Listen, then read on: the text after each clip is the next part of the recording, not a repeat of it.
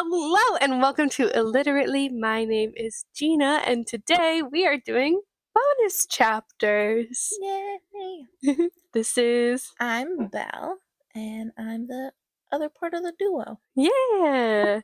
And we're here to talk about our book tastes today, which is not what we usually do. We usually are here to chat about a book. We are going off script, so you guys can get to know us a little more. Yeah, so we have been thinking, we've been noodling about what might give you more of an idea of what you'll see on our channel and the kinds of things that we like. And so we thought we'd give you just some information about our book taste. And also you can take these questions and you can see what your book tastes are so you can noodle a little bit more. Because I know that sometimes talking to people about books, I'm like, oh, actually I might like this thing. Yeah. This might actually be where I'm at. Yeah. So our lovely intern, aka my husband Alex, is going to read the questions for us. And I wrote these questions, but I'm not gonna lie, I wrote them 2 weeks ago and I have no recollection of what they are. I have no clue. Not any idea what they are. So he's gonna read the questions to us and we're gonna answer kind of off the cuff to see what we're thinking, what we're feeling, to give you some very honest answers. So Ready? Mhm. What is your favorite book? Do you know yours? Yes. So, it's not necessarily what anybody would expect, but it is my longest standing favorite book. It is called Old Magic. I don't remember who it's by, but it's the one that I lent to you. I have it currently in my. I'm currently reading it upstairs. It is scrumdiddlyocious. It was one of like the earlier books that I've read. I think I read it in like early high school. It wasn't when I was in my deep dive reading phase, which was more like high school. No, middle school. And so like it's definitely more fantasy. There's a little bit of a love story to it, but no spice. It's just a feel good one. I've read a lot of like YA fantasy. Like the beginning of this, I was like, interesting moves we're making currently. I like it. It feels like a very like unique storyline, which I love. It's kind of hard to find in YA. Yeah, I love it. There's nothing that I've read like it. I'm not deep into YA, but there's nothing that I've read even since then that's kind of reminded me of it. Yeah, I like it. Yeah. What about you? So I have one in every genre that I read, but I won't tell you all of them.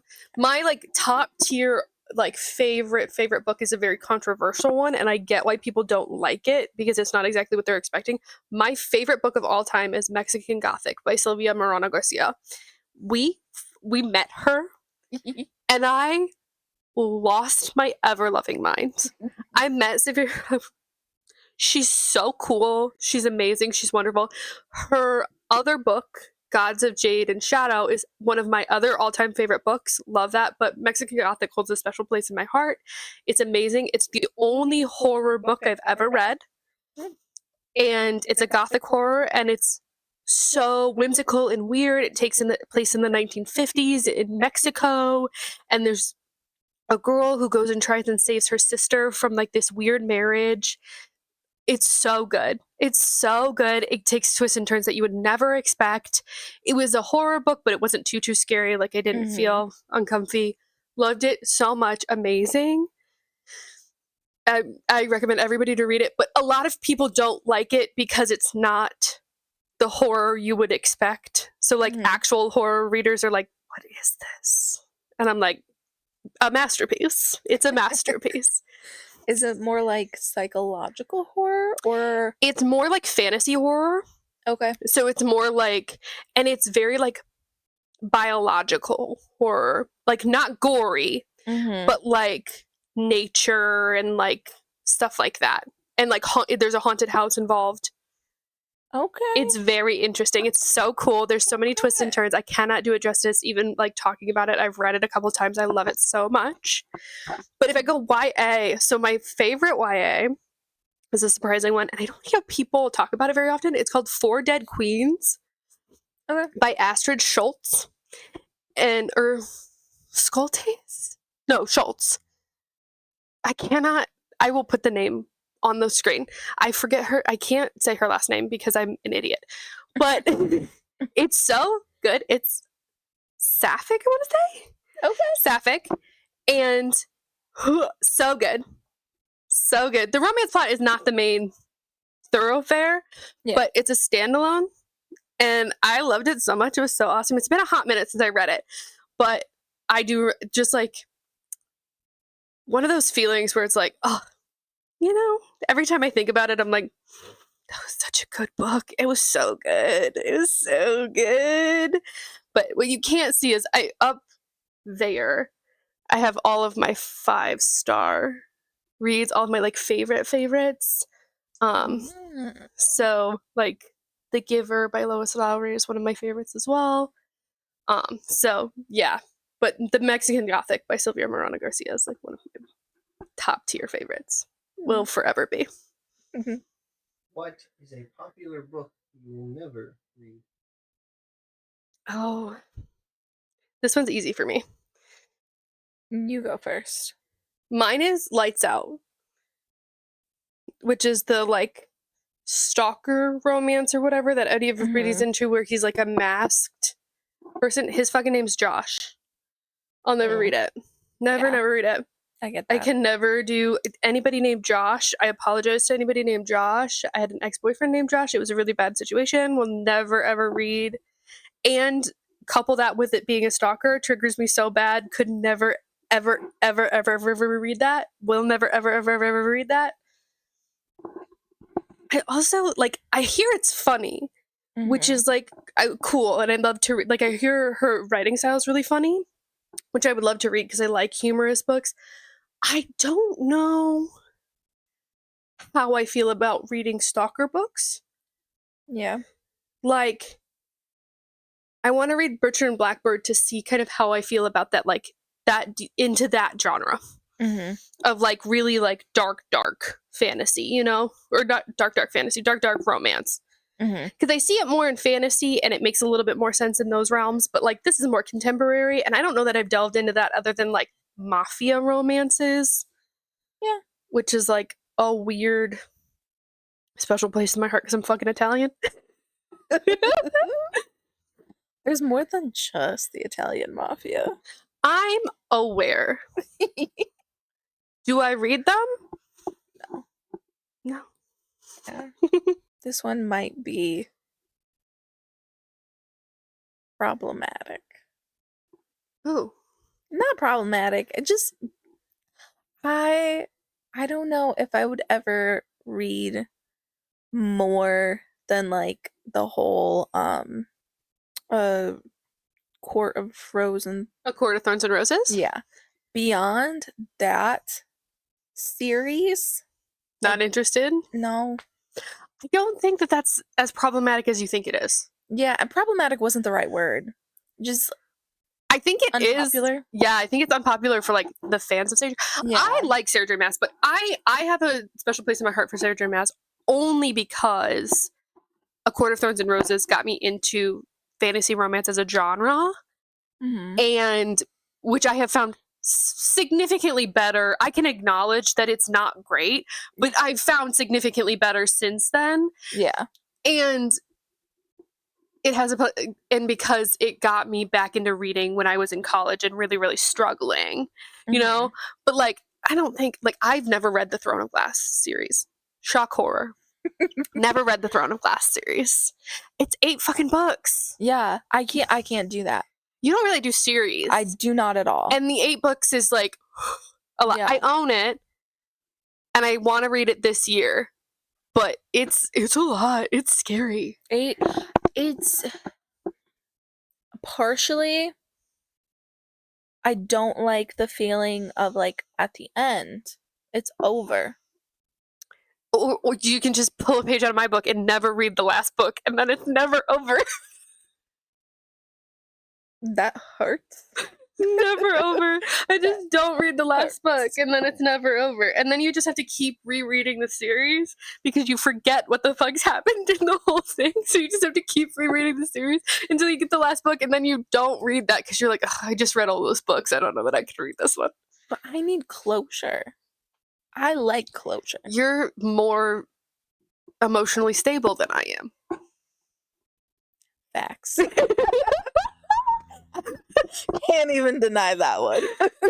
So yeah, closure would be good for you. For me, I'm like, closure? That sounds scary. I don't want it. No, thank you. I'll stay away from it. I'm good. Okay. What books do you want to reread? I want to reread the Vampire Academy. Oh my god, we should do a buddy read of those. Because, like, I read that in middle school. I unhealthy read that shit Just in like- middle school. Did you ever read what the fuck is it? The Night World series? I have some of it on my shelves. That's why I was looking. LJ Smith? Is that her name? No. Well, no, the Night World series is LJ Smith, which I do Yes. have, and I have read. I have special editions of them. Their spines all go together and create a picture. And I do love that. But that's not actually what I was do you talking mean about. Night House? Yes, with PC Cast and Yes. Kristen Cast. Did you read that one? Of I want to course. reread that one so bad. See, I don't know if I would like it as much now. But that's kind of why I want to reread it. Mm-hmm. But also, I don't remember like the lore. Like I remember reading it and being like, "Holy shit!" Like so much happened, So much. and I don't remember it. I get that. That's me with Vampire Academy. And I got spoiled for Vampire. I never read Vampire Academy. I read No. the first book, and that was it. And then I got this years later, so many years later, I got fucking spoiled. I got spoiled because of a Fourth Wing thing that happened. And then they were like, well, you weren't here when this happened to Dimitri. And I went, oh, that does what? I don't remember that. I am fully trauma holding on to Mason's death. Spoiler alert. For some reason that hurt so bad. I remember I was in my grandma's guest room reading until like 3 a.m. and I was crying so hard because this man died. This man died. It's so funny to me because I never really want to reread like any of my like adult like loves. So I do want to reread Iron Widow because I just got the sequel and I'm so excited to read it. She just came out with the sequel and Iron Widow was a 5-star for me. I loved Iron Widow. It was so good. And then I'm trying to think what else I would reread. I would reread the Night World series in a heartbeat. I loved those so much. In the same vein, and you might not have read this, but I found, because I loved the Night World series so much, and I was like so jonesing, and I had a really good librarian at the Oslo branch library. We had a really good librarian, and she was like, have you ever read the Shadow Falls series? And I was like, no. And she said, here. And when I tell you I devoured that shit, it's so good. It's 5 books, and it was so good. I have it on my shelves. I love it so much. Like, I, as an adult, ordered all of the books because I remember how much I loved it. But the only adult series I think I'm going to reread is Soulless by Gail Carriger. Okay. It's a there's vampires and there's werewolves, but she literally doesn't have a soul. So you become a supernatural by having an excess of soul. So like a human just has a soul. A werewolf becomes a werewolf because they have extra soul. Yeah. So like their body contains extra soul. Yeah. And she can negate superpower, like any like supernatural powers, because she has no soul. That's pretty cool. It's so good and it's so cool. I love it so much. And it's such a good one. And that's definitely one I would reread. Period. What couple of books would you say define your reading tastes? This one's hard. I think I have 4 that I think would define my reading tastes. You go first. So, I'm kind of picking and choosing around. They're not 100% like my favorites, but they give like a good Mm-hmm. thing. So, first one being Claiming His Mates. It's part of the Fated Mates of the Atari series. It is a alien fated mates. I'm pretty sure this is the one. This is a really cool one because they think they're going on a luxury cruise, and then the government is actually selling them to aliens. Oh, This is so many spoilers. I'm so sorry. But then they get intercepted, and then the bad aliens just like kill almost everybody on the planet. Not the planet, but on the cruise. And it's a space cruise, mind you. space cruise. Yeah. But then like some of them live, and the ones that live, of course, have mates. So, Love. yes. So it's a little more adventure-y with the like alien sci-fi paranormal. Mm-hmm. That's a facet of my reading. And then I would say where to go. I've mentioned it before, I think on TikTok. Orkward Encounters.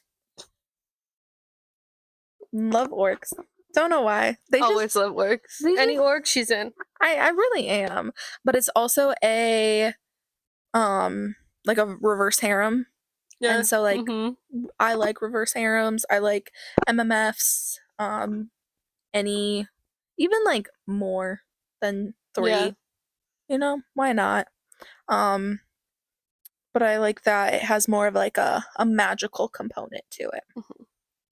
And then the other one that I don't mention as often is when I'm needing to have like a good like confidence boost. I love a good like plus size romance read. Yeah. And so like the Curvy Girls Date series by Jessa Joy, that's one of my like go-tos. They're really quick and they're like pretty predictable, but you have like the single dad, the mountain man, the bad boy, the grump, like you Love have it. like different options. I love it. Yeah. Megan Wade is also someone who does a lot of plus size. I think she has the donut guarantee or something. It's like to guarantee that it's like a sweet read or something like that. So Love I that. enjoy that. That's cute. Yeah. So mine is significantly more cuckoo bananas. Yes. The first one I'd say is I'd tell you I love you, but then I'd have to kill you. Mm-hmm. By Allie Carter. It's a YA book, but it's not about the YA. It's a spy school. So it's girls going to school to be spies. It's the Gallagher Girls series. Obsessed with that book. Those books have always been obsessed with those books. I love them so much. If there's spies, if there's a school, I'm usually in. So that's why that one. Is that the one where like it's spelled in like ransom note? Yeah, little Yes, letter. yes. Okay. I remember that one. I've read that one too, yeah. So good. So good. So there's spies, there's a school. If there's a spy school, I'm in. Count me in. Spy school romance, or spy school, not romance, spy school recommendations. You got me. You got me. Okay, number 2, The Bone Witch. The Bone Witch by Rin Chapeko. Mhm. So this is a really complex high fantasy that's like about this like necromance-ish type witch that can like essentially reanimate bones, and she's an outcast from her society that then like is needed to save the world. Very like this whole world is built from a new space. My novel that I'm writing is high fantasy, so like very love that high fantasy. The next one is The Assistant to the Villain, because I love humor writing. I'm here for a good funny time. I'm here for humor writing books. And I love I'm actually here for a little bit of cringe. Like, you give me a little bit of that was embarrassing. Like, not too much, but just a little bit of like, that was kind of embarrassing. Yeah. I kind of love in books. Hate it in TV shows. If I have to watch you do it, I'm out. But I have extreme anxiety surrounding like TV shows and movies. So that's probably why. But like in books, Yeah. here for it, there for it, love it. I'm like the opposite. Really? Yeah. That's Like, hilarious. in books, I'm like, but like the show Big Mouth is just an entire cringe. And it makes me feel better about myself. I think like in that scenario, I would probably be cool with it. Because it's like animated? the same, well, it's in the same like vein of like it's funny written. Okay. It's meant to be funny. But also I like when like humor happens and we can see inside their head. Like embarrassing things happen and Okay. you can see inside their head. Okay, I Because get then that. you like, yes, I have those thoughts too when embarrassing things happen. I get that. So I have 5 because I forgot Okay. about. So the next one is Live, Love, Lich by Katie Pryor, Mhm. which is a monster romance about being in love with your lich boss. Love it. And it's so silly and so funny, and I loved it so much. It was like so well written, and I just had like a good time doing it. Yeah. Like just reading it, and I like monster romances so much. I think they're so fun.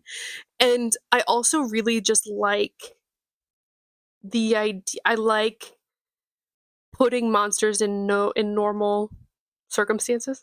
Yeah. But I also like the Sombra Demon series. Mhm. I don't remember Katie. It's Sarah Spade, I think, writes that. Very good version as well. Mhm. And then I think my last one is gonna be like Soulless, because it's like that's set in London in like a steampunk like London where they have like limps and stuff like that they go on and stuff. And I think that has a really unique magic system, just like Bone Witch, but it's more adult facing, and it is fantasy romance. It's fully fantasy romance, which is like Mhm. always my brand. Yeah. Fantasy romance every single time is my brand. So it's kind of like all of those things kind of culminated to Soulless, because there's also like spy plots in there and stuff like that. Ooh. Yeah, for the queen. Ooh. It's very fun. Very, very fun. So I'd say those are the 5 that kind of my reading taste is very, very wide, so it's Yeah. kind of hard to narrow it down sometimes. Yeah. And that's where we're gonna end part 1. Yeah. So you'll just have to tune in next week, where we'll talk about part 2. We're gonna talk about more stuff that we like, Yeah. more things that we want you to know about all the things we like about books. So please comment down below. What should they comment? They should comment what their current read is. I love it. We'd love to know what you're reading right now. Yeah. We'll talk to you down in the comments. Mhm. We'll see you next week. Bye.